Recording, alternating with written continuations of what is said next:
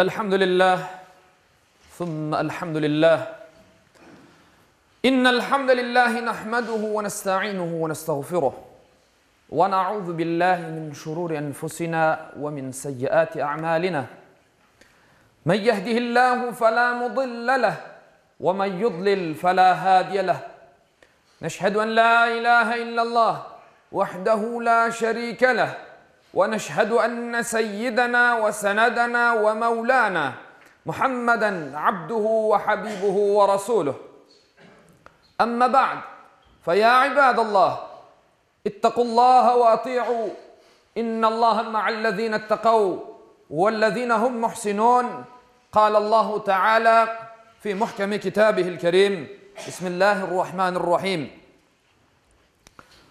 ووصينا الإنسان بوالديه حسنا وإن جاهداك لتشرك بي ما ليس لك به علم فلا تطعهما إلي مرجعكم فأنبئكم بما كنتم تعملون صدق الله العظيم. Saygılı ve muhterem Müslümanlar, yüce dinimiz İslam büyüklerge hürmetini ve küçüklerge sevgini emir buyurup, bu kutsal değerlerinin yüreklerge aşlanılıp, gerçek Müslüman şahsiyetinin oluşmasına gayret gösterdi. Bu yüce emrini biz sevgili Peygamberimizden öğrenemiz. Nitekim bir hadis-i şerifinde Peygamber Efendimiz Aleyhissalatu vesselam buyurmakta ki, küçüklerimizge merhamet etmegen, büyüklerimizge de saygı göstermegen bizden değildir. Bizim ümmetimizden değildir de buyura Peygamberimiz sallallahu aleyhi ve sellem. İşte bu hadis-i şerif ve başka hadis ve ayetler bu yüce değerlerinin Müslüman topraklarında yayılmasına ve Müslüman kimsenin büyüklerge bu kadar saygı ve hürmet göstermesine sebep oldu. Bir de yüce Rabbimizin bizlerge emanet olarak vergen nimetlerinden biri olgan ballarımız sevgi ve merhametle östürüldüler. Ana babalarına, dinlerine, yakınlarına, komşularına, milletine ve vatanlarına faydalı olacakları temenni edilip ayrı bir terbiyenin terbiyelendiler. Ayrı bir terbiyeden geçtiler. Özleri ana babalar gerekli gibi aşamayıp, yeterli kadar yüklamayıp, daima evlatlarını koz ogunda tutup, şeylerini onlarga vermeye çalıştılar. Bu sebepten asırlar içinde bir Müslüman öz balasına küçü yettiği kadar İslami terbiye vermeye gayret etti. Sevimli Peygamberimiz Aleyhissalatu vesselam bu hususunu böyle açıklagan. Hiçbir baba balasına güzel terbiyeden daha üstün, daha büyük bir miras yani nasletstvo kaldırmagandır. Küçüklerimizge sevginin ve güzel terbiyenin yanında dinimiz bir de ana babaga laf kaytarmakını, onlarga yaramay söz aytılmasını, hatta emirlerine kulak vermeden uf aytılmasını günah dep gördü. Bu yüce değerini koz ogunda tutup alimlerimiz onların balları üstündeki haklarını böyle sıraladılar. Birincisi ana babaga boysunmak ve saygı göstermek. Boysunmamak tek ne vakit mümkündür? Allah-u Teala'nın emrine karşı bir hareket yaptıracak olsalar ana babalar, o zaman boysunmamak mümkündür. Allah-u Teala Kur'an-ı Kerim'de bizlerge ne dey? Biz insanga ana babasına yaxşılık yapmasını tavsiye ettik. Ama bilgin olmagan Tanrını mana şirk koşmanı emir etseler, onlarga itaat etme. Ankebut suresi 8. ayet. İkincisi, ana babaga yaxşılık yapmak. Bunu da Rabbimiz böyle bizge haber verdi. Bir tek Allah'a boysunacaksınız.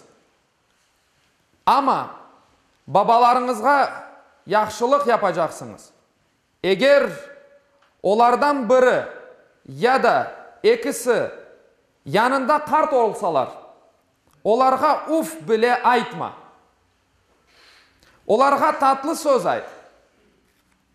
Merhamet kanatlarıyla onlarını sarıp böyle ayt. Ya Rabbi, men küçkene olganımda onlar bana iyilik yapkanları gibi sen de onlarga merhamet et. Dep dua et. Buyura Allahu Teala Kur'an-ı Kerim'de İsra suresi 23-24. ayetler. Üçüncüsü, maddi ihtiyaçlarını karşılamaktır. Rabbimiz şöyle buyurar. Ey peygamber, senden neni vereceklerini soraylar. Ayt olarga. Verecek malınız ana baba, akraba, yetimler, fukare ve yolcular içindir.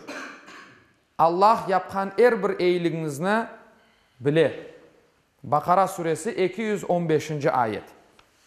Kene de Lokman suresinin 14. ayetinde biz insanga ana babasına yaxşılık yapmakını tavsiye ettik. Çünkü anası onu birçok kıyınlıklarla taşıdı. Sütten ayrılması da 2 yıl içindedir. Evvela bana, sonra ana babana şükür et. Kaytığınız bana olacaktır de buyur Allah. Bir hadis-i şerifte de Peygamber Efendimiz Aleyhisselatü Vesselam babaga hürmetsizliknin günah olduğunu bu şekilde haber verdi.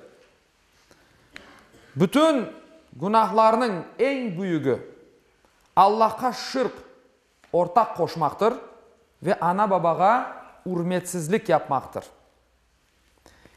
Ana baba evladının terbiyesinde sabırlı olmağa tırışması gerek. Çünkü ana olmak kolay, baba olmak da kolay. Ama analık yapmak ve babalık yapmak ondan daha zordur. Evladına güzel nasihatlar verip, özünden son dua edecek, namaz kılacak ve doğru yoldan ketecek kimsenin kalmasına gayret etmesi gerektir. İşte en büyük miras, en büyük nasletstvo degenimiz, işte kendisinden son ona, ana babasına, özüne yani dua edecek bir evlat taşlamak. Evlat terbiyesinde en büyük usta Lokman aleyhisselamdır. Yüce Rabbimiz Lokman aleyhisselamın balasına vergen güzel nasihat ve tembiyelerini Kur'an-ı Kerim'de andı. Bizge olarını bildirdi. Bu nasihatların sayesinde hakim yani hikmetli olarak anılgan Lokman aleyhisselamın oğluna aytkanlarını angan Lokman suresinin 17. 19.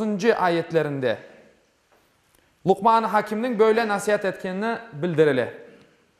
Balaçığım, namaz kıl, yaxşılıkını emir et, yaramaylıktan vazgeçir, başına kelgenlerge sabır et. Şüphesiz bular üstünde durulması gerek olan şeylerdir. Adamlarını küçük korup, onlardan yüzünü çevirme, insanlarını aşağılama yani. Yer üstünde kibirlenip yürme. Şüphesiz Allah özünü beğenip kibirlenip yürgen kimselerini aslında sevmez.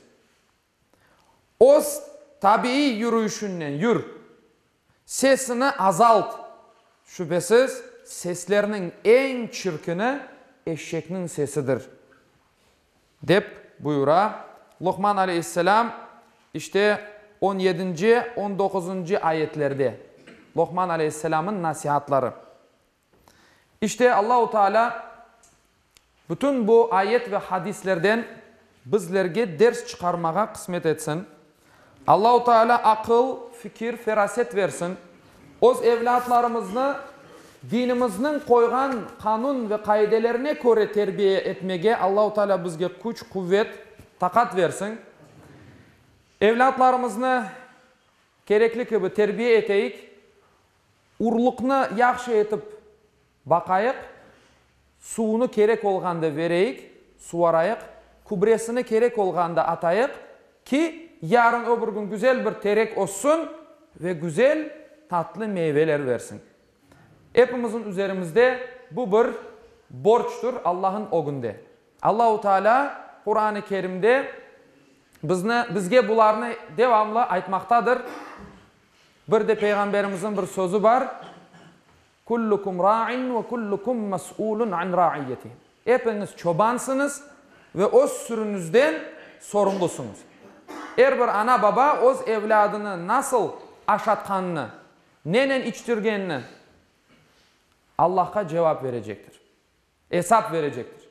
İşte bularını devamlı özümüzge hatırlatıp turayık ki inşallah Allah-u Teala'nın koygan sınırlarını aşmayık. Allah-u Teala cümlemizden razı olsun ve bu yolda en çok gayret etken kullarından cümlemizden eylesin. Ela inne ahsanel kelam ve ablagan nizam kelamullahil melikil azizil allam kema kâlallahu tebâreke ve teâlâ fil kelam ve izâ kuri'el Kur'an fastemi'û leh ve ansitû leallekum turhamun. Bismillahirrahmanirrahim. İnned dîne indallâhil islam. Sadakallahul azim.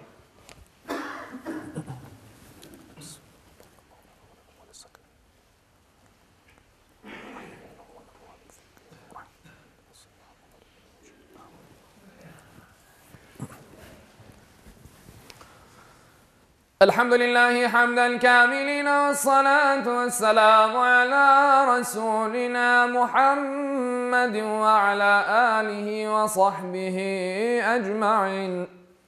تعظيما لنبيه وتكريما لفخامة شان شرف صفيه فقال عز وجل من قائل مخبرا وآمرا إن الله وملائكته يصلون على النبي يا أيها الذين آمنوا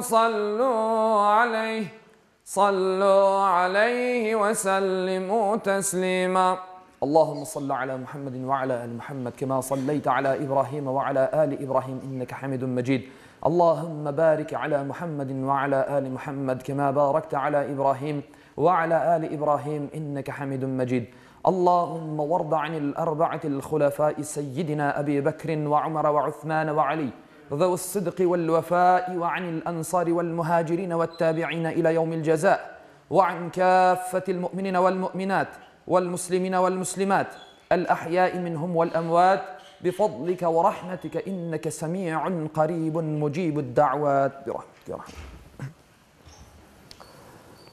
عباد الله إن الله يأمر بالعدل والإحسان وإيتاء ذي القربى وينهى عن الفحشاء والمنكر والبغي يعظكم لعلكم تذكرون ولذكر الله أكبر والله يعلم ما تصنعون. Okuğanım ayette Yüce Allah buyurmakta ki şüphesiz Allah adaletini, yaxşılık yapmakını ve soy sopka yardım etmekini emir eter. Edepsizlik, fenalık, isyan etip zulüm işlemekni de yasaklar. Tuşunup uymanız için sizlerge nasihat verir. Cumanız hayırlı ve mübarek olsun. Muhterem cemaat bir ilanım olacaktır. İnşallah namazımızı kılgandan son camimizin azbarında Muharrem ayına mahsus olgan bir aş hazırladık. O da aşır aş. Aşure degenimiz bir aş. İnşallah buyurunuz, hepiniz tadını bakınız. Aşınız tatlı olsun, cumanız mübarek olsun. Sağ olun.